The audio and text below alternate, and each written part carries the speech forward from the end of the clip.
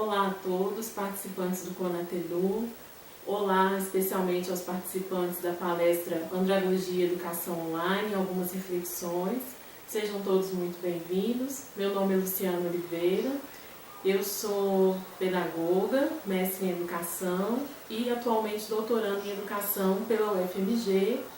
E eu tenho pesquisado um pouco sobre os processos de aprendizagem e desenvolvimento do ser humano, tanto crianças quanto adultos. Eu atuo com educação à distância já tem quase 8 anos e a gente vai conversar um pouquinho hoje sobre essa questão da andragogia, né, pensando mais na educação dos adultos e também um pouco sobre como que a gente pode aplicar esses princípios da andragogia na educação online. Então, o nosso objetivo hoje é compreender alguns dos pressupostos da andragogia, compreendendo que a educação do adulto é diferenciada da educação da criança. E nós veremos especificamente como tal perspectiva nos auxilia a pensar a educação online. Tá?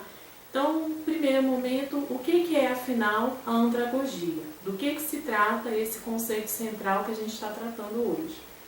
Andragogia é um conceito que vem do grego andros e do grego agogos. Então, essas duas palavras, o que significa isso? Andros vem significar adulto e agogos vem dizer respeito a guiar, conduzir, educar o ser humano. Então, seria guiar, conduzir, educar o adulto. Isso que significa a andragogia de uma forma bastante simplória. A andragogia, então, vai ser a ciência que estuda o aprendizado do adulto. E aí, pensando que esse adulto, diferentemente da criança, ele tem uma bagagem muito maior de experiência prévia, de conhecimentos, de vivências do que a criança. E ele tem uma prontidão, uma motivação diferenciada da criança, porque varia justamente em função das suas vivências específicas, das suas experiências, das suas vivências, tudo aquilo que ele viveu ao longo de sua vida, inclusive profissional, não só pessoal, não só no seu meio cultural familiar, como é o caso da criança que tem um meio familiar, um meio cultural de vivências mais restrito. E ela se diferencia, a andragogia se diferencia da pedagogia, porque ela destaca a necessidade de rever a formação daquele que pretende dedicar-se à educação de jovens e adultos. Então, quem trabalha, o professor, o tutor, quem trabalha com a educação de adultos, ele tem que aprender estratégias didáticas diferenciadas, daquelas que seriam trabalhadas com crianças, e também ele precisa refletir sobre quem é esse adulto, que ele é um ser humano diferenciado da criança. E aí, a andragogia, então, propõe essa nova abordagem dos processos de ensino e de aprendizagem de adultos, né? Aproveitando a história de vida desses adultos, suas crenças, seus valores, suas competências, e há uma grande valorização dessas experiências dos adultos. Valorizando também, principalmente, sua capacidade crítica, que às vezes, num primeiro momento, ela vai ser ainda mais para o senso comum, e aos poucos, seja nos cursos de graduação, de pós-graduação, tem-se ou mesmo na educação de jovens e adultos, tem-se uma ideia, uma perspectiva de que esse adulto desenvolva o seu senso crítico, porque ele é um ser que está vivendo em sociedade, está lidando com informação a todo momento.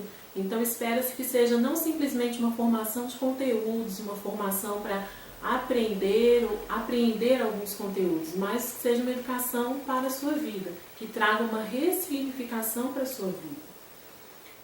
E aí é imprescindível, portanto, a gente reconhecer os aspectos sociais e emocionais desses sujeitos. No caso da educação de crianças também, é claro, a gente considera a criança, né, e aí eu estou falando de uma perspectiva bastante ancorada em Vygotsky, na abordagem histórico-cultural, de compreender a integralidade que constitui cada ser humano, não só a sua dimensão cognitiva, mas também a sua dimensão como sujeito social, como sujeito emocional, então articulando tanto os processos intrapsíquicos como também aqueles sociais, né? Compreendendo a dialética, um diálogo que acontece entre o interno e entre o externo, compreendendo que tudo aquilo que acontece no meio cultural, em que seja o adulto, seja a criança vive, influencia na constituição da personalidade, da identidade de cada um desses seres humanos. Então, é imprescindível nós considerarmos os aspectos sociais, os aspectos emocionais no caso dos adultos que a gente está falando hoje. Muitos não dominam, inclusive, as ferramentas da informática. É fundamental nós compreendermos isso quando a gente está falando de educação online. Nós vivemos hoje, no século XXI, num momento em que várias pessoas, a maioria das pessoas, né, no meio em que nós habitamos, digamos assim, possui smartphones, tablets, computadores, notebooks, tem acesso às tecnologias, mas nós precisamos saber, precisamos reconhecer que nem sempre esse acesso é garantido, nem sempre esse acesso é assegurado. E muitos, às vezes, têm o acesso às tecnologias, a esses instrumentos, esses artefatos, mas muitas vezes não dominam também esses artefatos. E aí é fundamental que, como professor, como educador, a gente esteja atento a as habilidades que esse adulto desenvolve, que ele possui ou não com as tecnologias, para que a gente possa auxiliá-lo da melhor maneira, se familiarizar-se com ela, e como nós veremos mais à frente, como que isso vai influenciar o processo de aprendizagem dele num curso online, na oferta de um curso, de uma atividade online. E aí cabe, né, ao tutor, ao professor, o papel de mediador, de facilitador dessa interatividade entre os adultos, né, discentes, no ambiente virtual de aprendizagem e, claro, também nas atividades presenciais, quando for o caso. Então, uma palavra-chave, assim, quando a gente fala em andragogia, diz respeito à educação para a vida, como eu já disse para vocês, e também com relação à dialogicidade. É fundamental que seja estabelecido diálogo entre os vários participantes envolvidos no processo educativo. E aí a gente pode chamar também atenção mais uma vez para a educação de crianças, mas aqui como nós estamos focando na educação de adultos, a questão da descentralização do papel do professor. Compreendendo que ele é um instrumento, um mediador, como nós já dissemos, ele vai facilitar, vai mediar o processo de aprendizagem desses adultos, mas ele não é o centro do processo de ensino e de aprendizagem. Mas, ao contrário, ele vai possibilitar que haja um coprotagonismo, que haja uma mediação compartilhada, até no sentido de alguns alunos estarem ajudando outros. Alguns alunos em alguns momentos vão se tornar de fato os protagonistas ali, e principalmente quando há um maior domínio desses recursos tecnológicos que a gente tem hoje, principalmente, vocês vão observar, vocês já devem ter observado que os alunos acabam buscando, né, às vezes no próprio celular, uma informação antes mesmo do professor, acabam se adiantando a algo que o professor vai passar em outra aula, em outro momento, e aí ele busca, isso pensando numa sala de aula tradicional.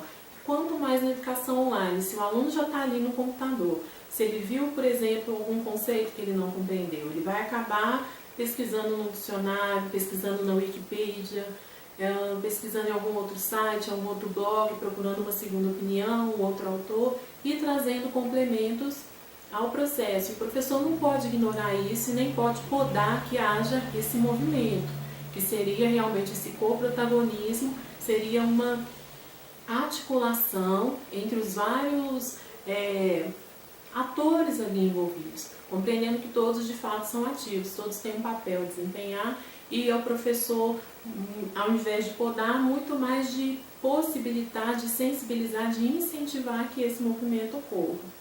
Então, essa questão da dialogicidade entre os vários atores, não só a relação vertical, professor-aluno, hierarquizada, não, que haja uma descentralização, que a educação seja pensada de uma forma isotômica, estabelecendo uma rede de várias significações dos vários pontos ali que estão sendo abordados. Então, esse coprotagonismo, essa dialogicidade são pontos fundamentais. Compreender que não há passividade dos atores envolvidos no processo educacional. E aí, o ambiente de aprendizagem, portanto, né, pensando no caso principalmente aqui de um ambiente virtual, ele precisa ser interativo, ele precisa ser dinâmico, acessível, estimulador, no qual sejam disponibilizados os vários recursos necessários ao aproveitamento do conteúdo ali ofertado. Quanto mais for possível planejar a atividade de forma a permitir que cada um mantenha seu ritmo de aprendizagem, maiores são as chances de que essa aprendizagem seja eficaz para cada um dos atores ali envolvidos. Então, quando você possibilita que o aluno trace esse caminho ao conhecimento, e não que seja tudo dado de uma forma pronta, acabada, hierarquizada, mecânica, ao invés disso, o ideal é que esse aluno ele trace a sua própria experiência de aprendizagem. Claro que com a mediação do professor, alguns hoje em dia falam que o professor seria substituível, mas não, porque muitas vezes o aluno ele tem essa curiosidade, mas se não houver o professor ali também para fazer a mediação desse processo, o processo de ensino-aprendizagem acaba se perdendo. Muitas vezes o aluno vai buscar informação em fontes, por exemplo, não confiáveis. Esse desenvolvimento do senso crítico é necessário que o aluno passe por vários pontos de vista. Então, por exemplo, vamos pensar numa opinião sobre política, por exemplo. Se o aluno lê apenas a revista Veja, apenas a revista Isto É, apenas instrumentos que estão presentes, colocados na grande mídia, na mídia conhecida no Brasil, e não conhecer outros que têm uma visão mais crítica, por exemplo, uma Carta Capital,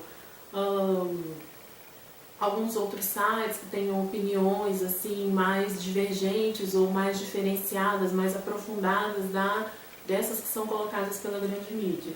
Ele não vai ter acesso a isso, ele não vai ver que existem ali pontos de divergência até mesmo, e acaba que se o aluno não tiver esse contato, ele não vai desenvolver o senso crítico de uma forma tão rica quanto seria possível ele tendo acesso a essas diferentes fontes. Então, é papel do professor apresentar, o aluno pode buscar, mas muitas vezes vai caber ao professor mesmo apresentar, incentivar e apresentar novas fontes e novos recursos para esse aluno. E tudo isso entra nessa perspectiva de interatividade, dinamicidade, acessibilidade e estimulação desse aluno. De acordo com Eduardo Morin, que é um grande estudioso no campo da educação, a prática docente ela precisa acompanhar a evolução dos tempos. Os modos de ensinar, de aprender em salas de aula, eles precisam acompanhar essa mudança dos tempos.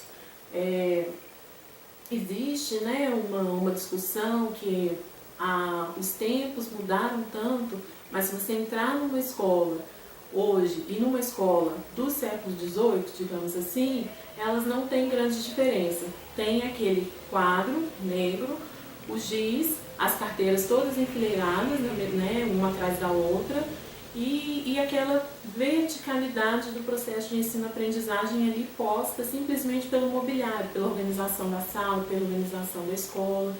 E isso é absolutamente incompatível com um tempo histórico, cultural, no qual as tecnologias se colocam aí de uma forma tão gritante para todos nós, Claro que existem várias questões de acesso, como já foi colocado anteriormente, alguns não têm acesso a essas tecnologias, mas hoje em dia, pensando no nosso público, pensando em alunos da educação online, a grande maioria tem acesso de uma forma ou de outra, nem que seja através de lan houses ou só através do celular, mas consegue acessar a internet e consegue ver que a informação está ali disponível, Agora, o filtro dessa informação, a problematização dessa informação é algo que a gente precisa realmente colocar, levar o aluno a considerar essa questão. E aí é fundamental nós deixarmos claro, principalmente para o aluno adulto, o sentido desse processo. Ele se matriculou num curso, e aí é importante deixar claro para ele o que ele vai aprender, para que ele vai aprender, como o processo de ensino de aprendizagem será conduzido. qual a importância dos conteúdos que vão ser trabalhados e como ele vai aplicar esses conteúdos na sua vida, né? Então essas são algumas questões centrais que precisam ser elucidadas, deixadas claras desde o primeiro momento para o aluno. Por quê? Porque diferentemente da criança, quando chega à escola e para ela tudo é novidade, a criança quando ela está aprendendo, principalmente as crianças, né, mais novas, que estão lá ainda na educação infantil, nos primeiros anos do ensino fundamental, essas crianças, para elas era como se elas fossem um viajante, que chega num lugar absolutamente desconhecido e tudo é novidade, de tudo ela procura se apropriar, de tudo ela tem curiosidade, porque ela está ampliando a sua leitura de mundo, que ainda é muito restrita. Agora, o adulto, por mais que ele não tenha tido vivências, digamos, tão diferenciadas, não tenha tido, por exemplo, contato com lugares tão diferenciados, mas ele tem um tempo de vida que lhe possibilitou, ainda que no mesmo meio cultural, ter vivências muito diferenciadas, ter contato com pessoas diferenciadas, ter acesso a informações diferenciadas por meio da TV, por meio do rádio, por meio da mídia impressa, enfim, por N motivos, por N instrumentos, ele teve acesso a informações, a pessoas, a contatos diversificados. E isso acaba ampliando o seu leque cultural, a sua bagagem de vivências. E aí, esse adulto, de uma forma ou de outra, ele vai problematizar mais do que a criança, né?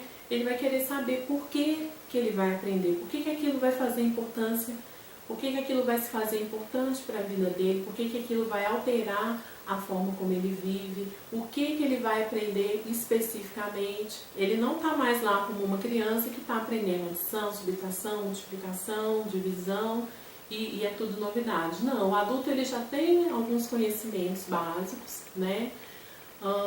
E aí ele chega, né? Vamos pensar nesses cursos de educação à distância hoje, de graduação, de pós-graduação, com uma expectativa muito grande de que aqueles conhecimentos vão ser diferenciados do que ele já conhece, ainda que relacionados ao que ele já conhece, e que esses conhecimentos vão trazer uma transformação para a sua vida, vão trazer uma modificação para o seu modo de viver, para o seu modo de se relacionar, para a sua vida profissional, para a sua vida pessoal e nos ambientes nos quais essa pessoa habita, ela vai querer falar, ela vai querer deixar claro, compartilhar os conhecimentos aos quais ela está tendo acesso.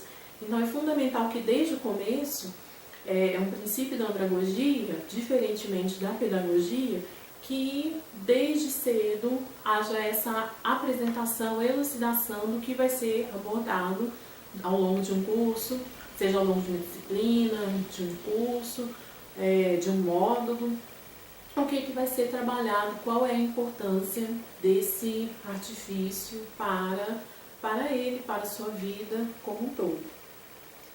Agora vamos falar um pouquinho sobre a educação online, então. A gente já acaba que já pincelou um pouco ao tratar dessa concepção, desses primeiros princípios da andragogia, mas especificamente sobre a educação online, o que é importante a gente saber hoje, né? Um dos pontos, assim, um dos primeiros pontos que eu gosto de falar da educação online é que ela não diz respeito ao monólogo, né? A educação online, ela não é, ainda que você esteja na frente, né? No caso aqui você está ouvindo nesse momento uma palestra, você está assistindo a uma palestra que foi gravada num tempo, num espaço-tempo diferenciado do qual você está. Ela não está sendo transmitida ao vivo. Mas existe uma certa abertura ao diálogo por meio do nosso grupo no Facebook, no qual vocês podem colocar questões, no qual eu mesma posso colocar questões, posso colocar a apresentação, o roteiro que eu estou seguindo para conversar com vocês. E a gente espera essa dialogicidade. Então a gente não está trabalhando na perspectiva do monólogo, né? É importante você ouvir e é importante você ser ouvido. E isso rompe, né? Mais uma vez frisando com a questão do ensino verticalizado, da educação linear, da hierarquia no processo educacional. E rompendo também com a ideia de educação bancária, na qual o professor vai e deposita o conhecimento nos alunos, né? Isso pode acontecer tanto na educação presencial como na educação online. Mas aqui, pensando na educação online, a gente corre um risco muito grande disso acontecer por conta dessa não presença física no mesmo espaço-tempo, né? Ainda que seja um chat, ainda que seja uma palestra ao vivo, não há o imediatismo da comunicação tal como há no meio presencial. E isso pode acabar facilitando que seja desenvolvida uma educação bancária, na qual tudo seja previamente preparado, muito bem organizado, seja elucidado para o aluno, como eu falei agora há pouco, dos objetivos, de tudo que vai ser apresentado, tudo que é esperado, quais são as metas a serem atingidas e tudo mais, mas às vezes ser colocado de uma forma muito verticalizada, de uma forma simplesmente em que se coloca tudo para os alunos de uma vez só e não se abre esse espaço para o diálogo, não se tem a devida atenção à especificidade de cada educando, não se conhece quem é o educando por trás da máquina, né? por trás às vezes de uma mensagem que esse aluno coloca. Então esse perigo de a gente chegar na educação online, na educação à distância realmente distante, é muito grande. E a proposta que a gente está trazendo hoje é refletir sobre uma educação que seja à distância, mas que não seja distante, né? Hoje em dia, a gente pensando nas possibilidades que a tecnologia nos dá, é possível a gente conseguir romper um pouco com essa frieza da máquina, com essa frieza da distância que muitas vezes acontece. E aí a gente precisa prestar muita atenção ao tom enunciativo que a gente está utilizando. O que é esse tom enunciativo? Numa conversa presencial, numa aula presencial, é muito fácil a gente identificar, por exemplo, bom dia turma, tudo bem com vocês? O professor chega animado e passa aquele contágio de animação para a turma. E se o professor chega, bom dia gente, mais um dia, vamos começar mais uma aula. E aí ele chega também e traz aquele peso para a turma. Isso que é o tom enunciativo.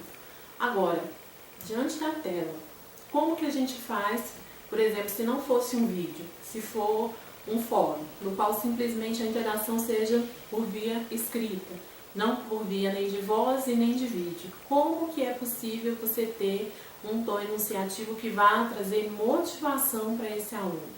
É fundamental nós pensarmos muito na forma como nós vamos escrever, na forma como nós vamos nos colocar em qualquer um dos recursos utilizados na educação à distância. Nós precisamos pensar, seja na forma como nós vamos tecer a escrita, procurando fazer algo dialógico, lançando perguntas, tentando, né, começar com prezados alunos, caros cursistas, trazendo esse tom de emoção, de afetividade à fala escrita no caso, né? Ou mesmo no caso dos vídeos, tentando ao máximo possível trazer uma dimensão do humano mesmo para essa comunicação. E não simplesmente uma comunicação fria com a máquina, mas pensando que por trás da máquina tem um ser humano que está te ouvindo, um ser humano que passou por N situações ao longo do seu dia e que parou por um momento para ouvir aquela aula, para assistir aquela aula ou para ler aquela aula. Então, esse tom enunciativo, a dialogicidade, como eu falei, né, como eu tenho frisado desde praticamente o início da nossa conversa aqui, e esse tom enunciativo, então a forma como você vai se colocar, a forma como você vai usar as exclamações, as interrogações, as pausas na fala, no caso do texto escrito, o papel das vírgulas, no momento em que você tem que falar de uma forma mais pausada, no momento que você tem que correr um pouco com a sua explicação, até para prender a atenção do aluno. É fundamental a gente prestar atenção a esses aspectos, porque a gente não está vendo a expressão do aluno, não está vendo quais as expressões faciais que ele está fazendo, a gente não está percebendo como que ele está recebendo aquela mensagem. Então a gente tem que ser o máximo possível, tentar passar a emoção através das palavras, através das nossas expressões no vídeo, e ver mesmo a importância dessa comunicação humana. Então, o tom enunciativo utilizado é fundamental de ser considerado na educação à distância. Outro ponto importante é possibilitar a criatividade do aluno, que tem a ver com o que eu disse mais cedo também, da questão de dar essa autonomia para o aluno, dele buscar caminhos, né, de aprendizagem, caminhos complementares àquilo que foi colocado de conteúdo, daquilo que foi proposto já pelo professor, que o aluno possa recriar, né, rever, propor novas perspectivas para se compreender um conceito, para se compreender um conteúdo, uma disciplina, uma matéria, dar essa voz, né? Na verdade não é dar voz porque voz nós temos, mas de dar ouvidos, de considerar aquilo que o aluno está trazendo é essencial e fundamental. E através disso que o aluno traz e dessa abertura, né? Dessa ampliação que a gente traz do lugar do aluno no processo de ensino-aprendizagem possibilita, né, uma abertura, possibilita que ele tenha, que ele desenvolva mais a sua criatividade no processo educativo. E dessa forma, esse tipo de metodologia ele vai proporcionar um maior conforto ao adulto. Por quê? Porque ele favorece a busca do novo e ele possibilita a construção de novos conhecimentos, inclusive para além daqueles propostos pelo professor. E aí tudo isso está ancorado, né, na pedagogia da autonomia de Paulo Freire, que leva o adulto, né, a conhecer de uma nova forma. E quando a gente considera esse adulto, a gente precisa considerar as vivências que cercam esse adulto. Então, no início de curso, principalmente, é fundamental que haja um diálogo para se conhecer a turma, para saber quem são esses adultos, quem são esses alunos que se interessaram por aquele curso que você está oferecendo. Quais que são as expectativas de aprendizagem desse adulto, do conteúdo que você se propôs a oferecer, o que ele espera, o que ele almeja, como que ele vai aplicar esses conhecimentos, quem é essa pessoa, o que ela faz, com o que ela trabalha. É importantíssimo a gente considerar faixa etária, é muito interessante. Há pouco tempo, num dos cursos que eu atuo, houve uma discussão sobre o uso de recursos de games na plataforma Moodle. E eu me lembro que quando foi apresentado, eu achei super interessante, eu falei, eu acho muito legal e tal, a gente utilizar, e fiquei muito empolgada. E aí, algum tempo depois, eu comecei a refletir. Para mim é interessante porque eu gosto de games, mas nesse curso específico que nós estávamos pensando, a população, o público atendido é na maioria de uma faixa etária já de 50, 60 anos, é um curso de aperfeiçoamento para diretores de escola que já estão há bastante tempo no cargo e tal, estão passando por um processo de aperfeiçoamento mesmo. E aí a gente começou, né, eu com a equipe que eu trabalho, começamos a nos perguntar, será que para eles vai ser tão interessante a gente trabalhar com games? Será que eles estão interessados? Será que faz parte do dia a dia deles? Então esse é o tipo de coisa que a gente precisa pensar. Quando a gente fala de faixa etária, é interessante para a gente pensar nos recursos que a gente pode utilizar, nos recursos que vão chamar mais atenção, no que vai prender, que vai mexer mais com a emoção dessas pessoas ao acessarem um curso. Então os games, por exemplo, podem ser interessantes ou não, depende muito do tipo de público, assim como várias outras estratégias que a plataforma Moodle e que outras plataformas de educação online nos possibilitam, né? Então, conhecer esses alunos é fundamental, né? Conhecer o contexto de vida deles, são pessoas que estão muito tempo sem estudar, são pessoas que têm o hábito de estudar, é um curso de formação inicial, de graduação, é um curso de graduação, mas de profissionais que já atuam, que já têm uma certa experiência profissional, ou é para profissionais que estão pensando em mudar de carreira, ou é um curso de pós-graduação, é um curso de aperfeiçoamento, é um curso de especialização, é um curso de mestrado. Tudo isso precisa ser considerado, precisa ser puxada, né?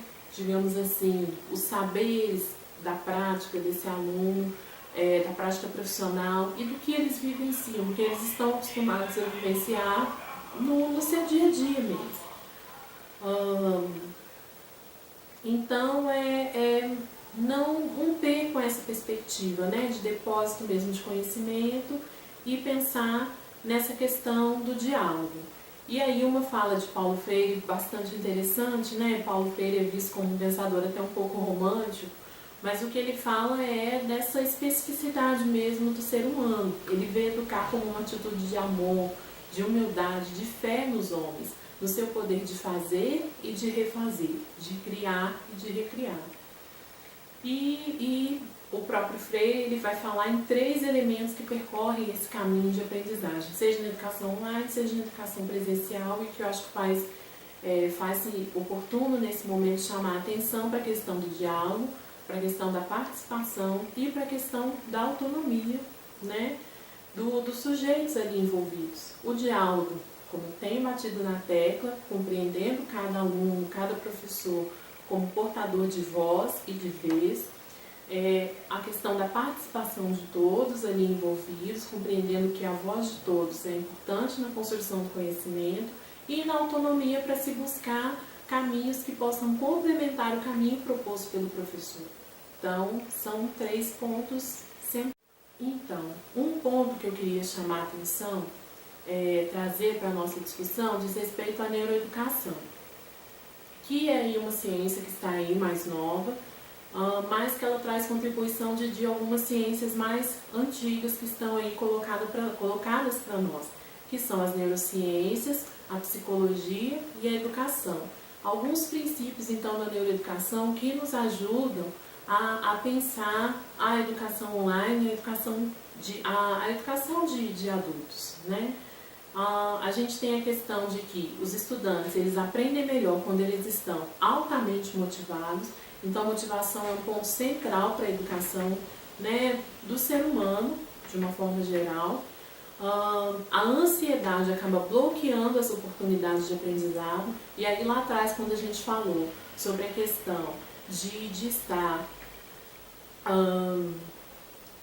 antecipando para esse aluno, deixando claro para ele desde o início sobre o que vai ser colocado no curso, o conteúdo, o objetivo, as metas a serem alcançadas num curso, numa disciplina, num módulo. Tudo isso você está indo de encontro, né, a essa ansiedade que pode surgir desses alunos. Então, deixando mais claro para ele, você possibilita que haja uma ruptura desse bloqueio que pode ser possibilitado pela ansiedade. O tom de voz, como já foi colocado, é reconhecido no cérebro como ameaçador ou não ameaçador, e aí pensando tanto no tom de voz falado, como também no próprio tom que pode ser colocado num texto escrito. Feedback é importantíssimo para o aprendizado, então não deixar para colocar para o aluno o rendimento dele, né, o resultado do processo dele, digamos assim, de aprendizagem somente ao final do curso, mas colocar ao longo do processo é super importante, que vai sendo dado um feedback para esses alunos, que eles vão compreendendo como está o rendimento deles ao longo do processo, é fundamental. Compreender o papel das emoções, como já foi colocado. Então, você tentar, como professor, como tutor, se colocar da maneira mais humana possível, de uma maneira mais motivadora possível para esses alunos. E, assim, às vezes até pela mensagem dos alunos, a gente consegue perceber, alguns acabam se abrindo muito com a gente, colocando até situações pessoais. E a gente tentar reconhecer mesmo esse momento como... reconhecer esse aluno mesmo como um ser humano, como qualquer outro, né? E compreender que às vezes ele vai precisar de um pouco mais de atenção, às vezes ele vai precisar de um atendimento um pouquinho mais personalizado, um pouquinho mais individualizado, que às vezes no meio de um curso com muitas pessoas isso acaba se perdendo, por isso é ideal a gente não ter turmas tão grandes, no caso da educação online, porque aí acaba se perdendo essa particularização do processo de aprendizagem dos nossos alunos. Então é fundamental estar atento também a essa questão. O estilo de aprendizado de cada pessoa é singular, então é fundamental nós reconhecermos que cada aluno vai aprender de uma forma. Alguns alunos vão acabar gostando mais dos fóruns, eles vão se expressar melhor através dos fóruns. Alguns alunos vão gostar mais dos vídeos, outros vão gostar mais dos áudios, outros vão gostar mais dos PowerPoints com imagens ou dos prezes. Alguns vão gostar mais dos questionários, enfim, cada aluno vai aprender melhor de uma certa forma, ele vai se sentir mais à vontade, mais motivado a aprender através de um determinado recurso, e isso é absolutamente normal. E aí, para a gente finalizar aqui essa nossa conversa, como então afinal a gente pode ensinar aos nossos alunos? Como que a gente pode trabalhar, no caso, na educação online? Então é fundamental a gente considerar quem são os nossos alunos, compreender que eles são sujeitos que são construídos na história, numa determinada sociedade, numa determinada cultura, que eles possuem saberes e que eles possuem as suas próprias vozes. É fundamental a gente reconhecer e a gente sondar, a gente procurar conhecer minimamente os nossos alunos, quem eles são, qual é a identidade deles, de onde eles vêm, o que eles fazem, o que eles esperam do curso que está sendo oferecido. E aí também é fundamental cada um de nós, né, nos apresentarmos como professores tutores. Quem somos nós? Também somos, né, enquanto sujeitos que estão fazendo uma mediação de um processo de aprendizagem, nós também somos constituídos na história, numa determinada sociedade, numa determinada cultura, também temos voz, também temos saberes, temos um papel central, que é mediar o processo de ensino e de aprendizagem desses cursistas. E aí, pensando nessa perspectiva dialógica, de mediação, de uma construção compartilhada do conhecimento, uma conversa, né, na qual a voz do educador e do educando sejam ouvidas. Esse conceito de conversa, eu acho ele muito interessante, porque ele nos mostra que, né, principalmente na educação de adultos, essa horizontalidade esperada do processo, né? Eu tenho saberes que eu estou colocando, vocês têm saberes que vocês vão estar colocando, no nosso caso aqui no grupo do Facebook, a gente vai estar discutindo, e é importante que haja essa troca, que haja essa construção compartilhada do saber. Eu sei uma coisa, vocês sabem outra, e na hora que a gente troca esses saberes, os nossos saberes de antes podem ser ressignificados, podem ser remoldados, reavaliados, revistos, superados. A gente amplia essa perspectiva de construção de conhecimento. Isso é educar numa perspectiva dialógica, né? O docente, então, ele considera o discente não como uma tábula rasa, mas ele assume o desafio de ouvir, né? Reconhece as possibilidades de aprender e não apenas de ensinar. Então, nesse processo de educação dialógica, de educação para a vida, de educação com coprotagonismo, de uma aprendizagem compartilhada, não é só o aluno que aprende, mas o professor também aprende. Há uma troca e uma reconstrução de saberes o tempo todo. Há uma desestabilização de conhecimentos prévios, de verdades, digamos assim, entre aspas, que cada um de nós temos. Porque essa abertura amplia a nossa visão de mundo, né? Amplia a visão de mundo de cada um de uma forma muito mais ampla do que buscando saber sozinho, do que buscando saber de uma forma linear, do que buscando saber de uma forma monológica, né? Então a educação ela acontece nessa partilha de saberes, na construção de novos saberes para ambos sujeitos envoltos no processo. E nessa era que a gente está, né, imerso nas tecnologias da informação e da comunicação, Larossa nos leva a refletir que a cada dia se passam muitas coisas a cada um de nós, mas ao mesmo tempo quase nada nos acontece. A gente está no meio de muitas e muitas informações, a gente sabe de muita coisa que acontece, mas muitas vezes a gente não para refletir sobre o que nos acontece especificamente. E é fundamental que haja essa abertura para se pensar na própria prática, para se pensar na própria profissão, para se pensar na própria vida E a partir disso, a partir da vivência, a partir daquilo que me constitui, daquilo que tem a minha identidade, daquilo que constitui a minha identidade, como que tudo isso eu posso trazer para diálogo na educação, no curso ali que eu estou vivenciando, que eu estou aprendendo, ou como aluno, ou que eu estou propondo como professor, como que tudo isso pode se articular à minha vida, como que isso tudo pode mudar a minha vida, né, de uma forma para melhor, ou para me fazer rever alguns pontos que precisam ser aprimorados, seja na minha vida pessoal, seja na minha vida profissional. É fundamental a gente pensar que existe essa possibilidade, desde que haja essa abertura mesmo ao diálogo, essa consideração daquilo que eu sei e daquilo que o outro sabe e daquilo que juntos nós podemos construir como saber, né? Então é imprescindível problematizar, lançar palavras para inquietar as mentes, tendo contudo o eixo condutor em pauta. É muito importante que, no lugar de professor, de tutor, né, assumindo esse papel de mediador de construção do conhecimento, em que as respostas não sejam dadas como prontas, acabadas e definitivas, mas muito mais que sejam lançadas questões, muito mais que as opiniões, as colocações, elas sejam problematizadas, que as mentes sejam inquietadas, que haja, né, um fio condutor a ser seguido, né, como dito lá no início, que seja esclarecido o que se espera de ser alcançado ao longo desse curso, ao longo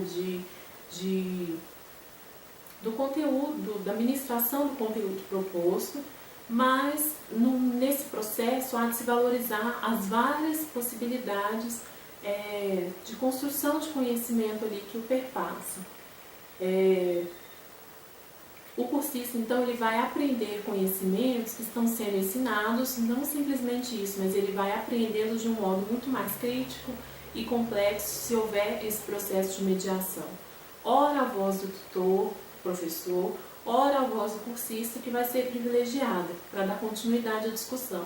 A voz do tutor é apenas mais uma voz na tessitura do diálogo na educação online. Isso seja através do fórum, seja através do chat, seja através de outras possibilidades que são colocadas aí no campo da educação online, né? É muito importante a gente compreender que a educação online ela é diferenciada da educação presencial pela questão do espaço-tempo mesmo, né?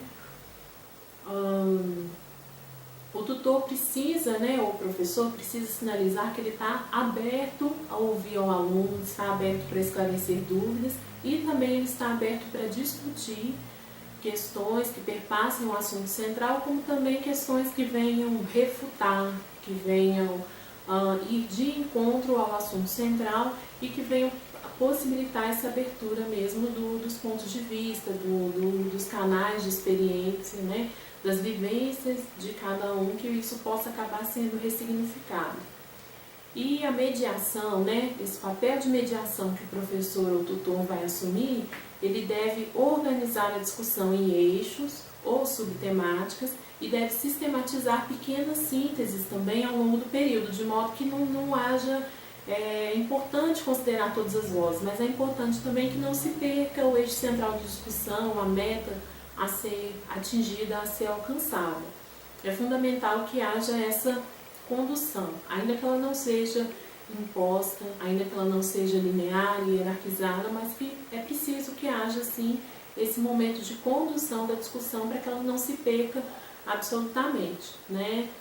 Então, fundamental que pontuar algo que precise aparecer na discussão, nesse papel do professor, do tutor.